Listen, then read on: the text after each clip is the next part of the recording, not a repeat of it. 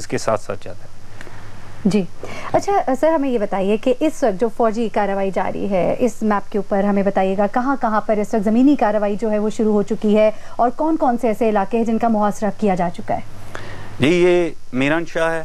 اس کو صرف ہم میران شاہ کی بجائے اگر میران شاہ کمپلیکس دیکھیں، کیونکہ اس کے جو مضافات ہیں گرد و نواح ہیں وہ چھوٹے چھوٹے گاؤں ہیں، لائک ماچس ہے، ڈانڈے درپا خیل ہے، وہ بھی اگر اس میں ہم شامل کریں تو یہ وہ علاقہ ہے جہاں آپریشن کی اناؤنسمنٹ کے بعد سب سے پہلے یہاں پہ کلیئرنس سٹارٹ ہوئی تھی. 15 تاریخ کو آپریشن اناؤنس ہوا تھا. 29-30 کو میران شاہ میں کلیئرنس کا کام سٹارٹ کیا گیا تمام آئی ڈی پیز کو نکال کے. ابھی میران شاہ کا جو شہر ہے وہ بالکل ٹیررسٹ سے کلیئر کر دیا گیا ہے. ابھی اس وقت شہر میں جو کام ہو رہا ہے وہ آئی ڈیز اور ایکسپلوسیو جو وہاں سے ٹنوں میں نکلے ہیں اس کو ڈیفیوز کرنے کا کام ہو رہا ہے. وہ کام تھوڑا سا پین سٹیکنگ ہے، لمبا ہے، بیکاز اس میں اتنا ایکسپلوسیو ہے، اس کو بڑا کیئرفلی ہینڈل کرنا پڑتا ہے. اس کے لیے ہمارے ٹیکنیکل ایکسپرٹس ہیں. ہماری آئی ڈی کے خلاف جو یونٹس ہیں جو ابھی ہم نے ریز کیے ہیں، انجینئر کی یونٹس، وہ اس وقت وہ کام کر رہی ہیں اور وہ ایکسپلوسیو ڈیٹونیٹ کرنے سے بچانے کے لیے تاکہ اسٹرکچرز بھی نیچے نہ آئیں اور باقی مضافات کو بھی نقصان نہ ہو اور اپنی کیجولٹیز بھی نہ ہوں، وہ کام چل رہا ہے. سو میران شاہ کا علاقہ انہوں نے کلیئر کر دیا ہے. اس سے آگے ایک طرف ابھی وہ درپا خیل کے بعد یہ بویا اور دیگان کی طرف وہ بڑھ رہے ہیں. بویا دیگان تک علاقہ ہے تقریباً جو ابھی وہ کلیئر کرنے کے پروسیس میں ہیں. اس طرف میر علی میں زمینی کارروائی کل سے شروع کر دی گئی ہے، اس سے پہلے ایئر سٹرائکس بھی ہوئیں. تو میر علی بھی ایک پورا کمپلیکس ہے، اس کے اوپر نیچے دونوں طرف چھوٹے چھوٹے گاؤں ہیں، بہت سارے گاؤں ہیں. اس وقت کلیئرنس کا کام سٹارٹ ہے. ابھی جیسے جیسے ہم اندر بڑھ رہے ہیں اندر ریزسٹنس ہے. رات کو بھی جو لڑائی ہوئی اس میں کوئی 6 دہشت گرد مارے گئے اور بھی باقی کیجولٹیز کا آپ ذکر کر چکے ہیں. وہ ابھی آپریشن جاری ہے اور اگلے دنوں میں اسی پہ کام ہوگا. کتنا ایکسپلوسیو ہے، کتنی آئی ڈیز ہیں، کتنے سنائپر ہیں، وہ بھی آنے والے دنوں میں دیکھا جائے گا. جی اچھا، یہاں پر ہم دیکھ رہے ہیں میران شاہ سے میر علی کا ڈسٹنس بھی کافی زیادہ ہے اور یہاں جو میر علی کی جو فزیکل کنڈیشن کی اگر ہم بات کریں کتنی ڈفرینٹ ہے وہ میران شاہ سے، کتنی ایزی ہے وہ فوجی کارروائی کے لیے، موضوع کتنی ہے؟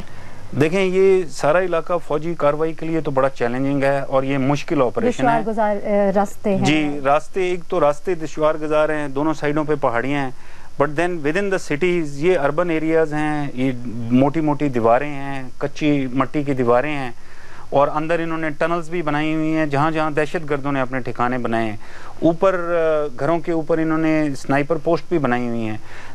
اور چونکہ آرگنائز شہر بھی نہیں ہے، گلیاں بہت تنگ ہیں، اس لیے یہاں پر جیسے آپریشن ہوگا وہ مشکل ہوگا. لیکن فورسز پہلے چونکہ میران شاہ میں کر چکی ہیں تو کافی ساتھ ساتھ سکھلائی بھی ہو رہی ہے اور انشاءاللہ تعالی بڑی امید ہے کہ یہ بھی کامیابی کے ساتھ وہ کلیئر کریں گے. اچھا سر، آپ نے کچھ دیر پہلے بات کی تھی غلام خان کی، اور غلام خان کی پہاڑیاں انہیں کہا جاتا ہے کہ یہ دشوار گزار ترین پہاڑیاں ہیں اور دہشت گردوں کے لیے ایک بہت ہی اچھا ہائیڈ آؤٹ بھی ہے. کچھ اس بارے میں بتائیے گا کہ یہاں میران شاہ سے اور میر علی سے جو دہشت گرد بیک فٹ پہ جائیں گے کیا وہ غلام خان کی پہاڑیوں کو ڈھال بنائیں گے، اور اگر وہ وہاں پہ قابض ہو جاتے کتنے اسٹرانگ ہوتے ہیں وہ وہاں پر؟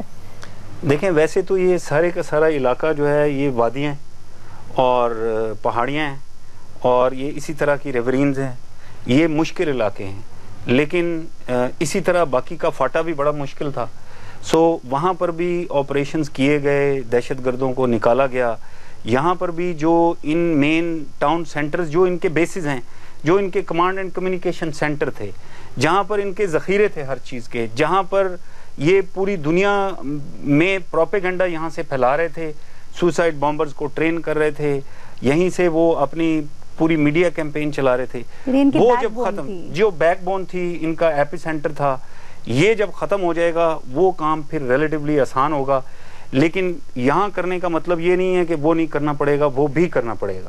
اور جیسا کہ آرمی چیف بھی پہلے کہہ چکے ہیں کہ ہم ان کو چیز کریں گے اور ہنٹ کریں گے جہاں بھی جائیں گے. سر، اور غلام خان کی پہاڑی میں ہم کہہ سکتے ہیں کہ اگر وہاں پہ کوئی آپریشن ہوگا تو وہ میجرلی فضائی آپریشن ہوگا؟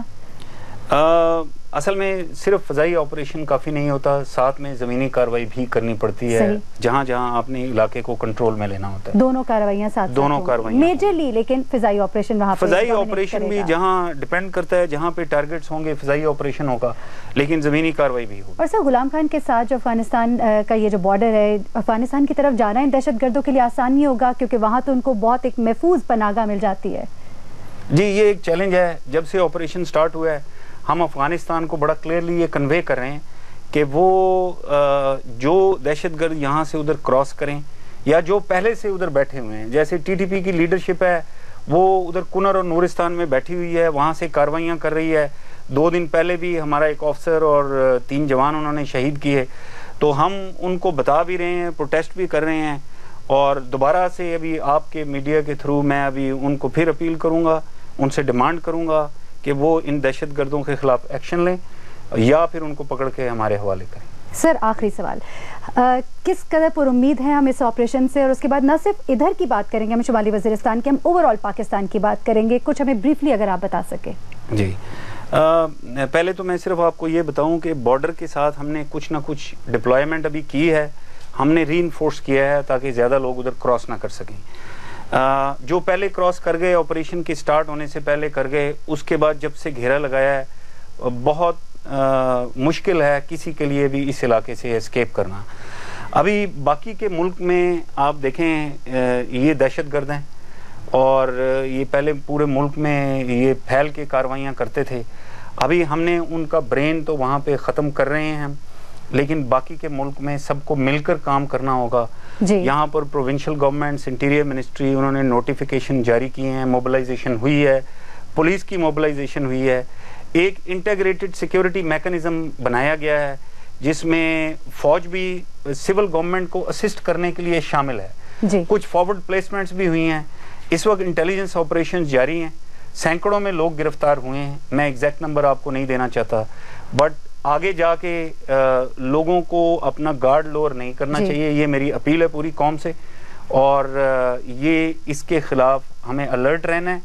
جہاں پر کسی کو بھی کوئی مشتبہ افراد یا کوئی ایسی حرکت نظر آئے تو ہم نے 1135 یونیورسل ایکسیس نمبر ہے 1135 اس کے اوپر اطلاع دیں اور ہماری مدد کریں کہ اور گورنمنٹ کی مدد کریں. سر آپ کا بہت زیادہ شکریہ، آپ یہاں پر آئے اور ہمیں بہت اچھے سے آج سمجھ آئی ہے کہ یہ سب کچھ کیا ہو رہا ہے.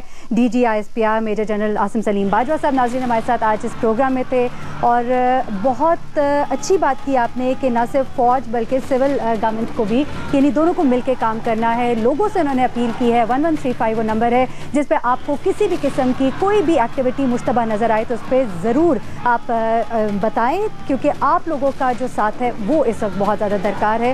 پوری قوم جو ہے فوج کو سلام کرتی ہے، آئی ڈی پیز کے جذبوں کو سلام کرتی ہے. ناظرین آپریشن روم میں بھی ہم آپ کو بتاتے ہیں، میپ روم سے بھی ہم آپ کو بتاتے ہیں، آپریشن ضرب عضب کے حوالے سے روز آپ کو ہم اس حوالے سے اپڈیٹ کرتے رہیں گے. آج ہمارے خاص مہمان ہمارے ساتھ تھے. انشاءاللہ کل دوبارہ حاضر ہوں گے مزید اپڈیٹس کے ساتھ، مزید خوشخبریوں کے ساتھ.